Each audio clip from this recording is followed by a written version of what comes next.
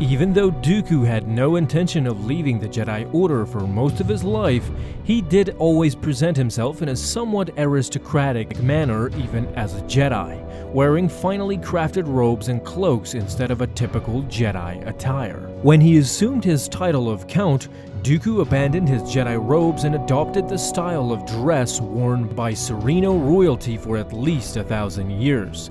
His clothes were made of the finest materials. In particular, his dress boots were made out of a rare Rancor leather, while all his cloaks were lined with armor weave as a protective measure. All this backstory of Dooku serves as a segue to how stylish was actually the Jedi Master. As a Jedi youngling, Dooku wielded common training lightsabers under the tutelage of Yoda, but after Thame Cerulean took him as his Padawan, Dooku constructed his own lightsaber.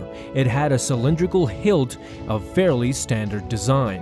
When Dooku became a Jedi Master, he constructed a more personalized lightsaber that had a curved hilt that allowed for precise movements and was designed for a Makashi duelist.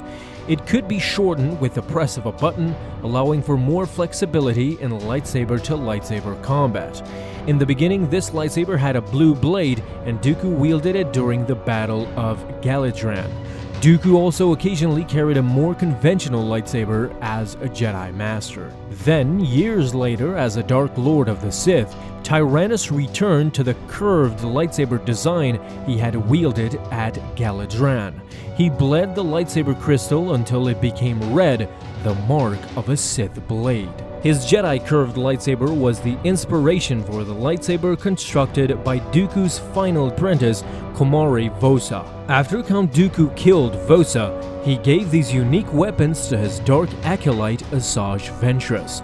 In what would end up being his final duel, Count Dooku battled Obi Wan and Anakin aboard the Invisible Hand, and in a stunning turn of events, the Count lost the fight as Anakin, in a crafty move, cut both of Dooku's arms and his lightsaber flew over their heads, and Anakin caught it and proceeded to kill Dooku with his own red lightsaber. So what happened to this lightsaber after Anakin killed its owner?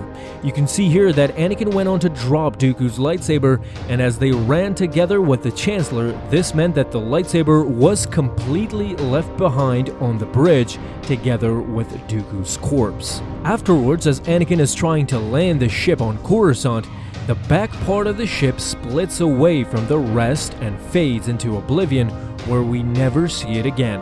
And I think we can safely assume that both Dooku and his lightsaber were obliterated or lost forever. Alright Star Wars fans, that is it for today. Thank you so much for watching this video, and if you liked it, feel free to leave a thumbs up down below and subscribe if you haven't already, and don't miss out on any of my future videos that I will post on this channel. Have a fun day my friends, and in closing, don't forget, may the Force be with you always.